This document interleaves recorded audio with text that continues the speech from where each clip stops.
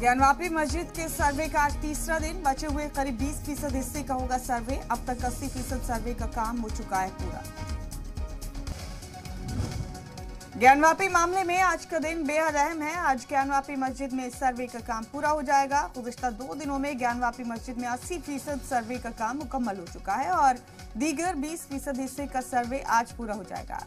कल यानी 17 मई को कोर्ट में ज्ञानवापी सर्वे की पूरी रिपोर्ट पेश कर दी जाएगी। हालांकि आज ही ज्ञानवापी मामले में इलाहाबाद हाई कोर्ट में समाअत भी होगी। उधर वाराणसी की अंजुमन इंतजामिया मस्जिद की मैनेजमेंट कमेटी ने सुप्रीम कोर्ट में इसी हफ्ते समाअत होगी। दूसरी बड़ी खबर देते हैं आपको। साबिक कैबिनेट वजीर और रामपुर से समाजवादी पार्टी के रुकने असेंबली आजम खान पर 5 दर्जन से ज्यादा मामले दर्ज हैं। इस वक्त वो सीतापुर जेल में बंद हैं। इस बीच उनकी मुश्किलात कम होने का नाम नहीं ले रही।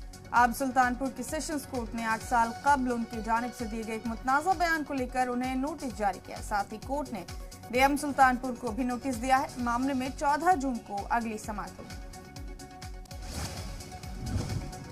तीसरी बड़ी खबर देते हैं आपको। रूस यूक्रेन जंग का आज 82वां दिन है। आज़ोवस्टल प्लांट के आसपास दोनों ममालिक की फौज के बीच आमने सामने की जंग चल रही है। हालांकि इस जंग में रूस से टक्कर लेने के लिए यूक्रेन को गैर मुल्की हथियार मुसलसल भेजे जा रहे हैं और इन हथियारों के दम पर अब यूक्रेन रूस पर अपना जवाबी हमला भी कर रहा है। यूक्रेन मुसलसल रूसी हमले का जवाब दे रहा है। इस बीच यूक्रेन ने रूस मकबूजा एक शहर बेलगोरोड में मिसाइल से हमला किया है।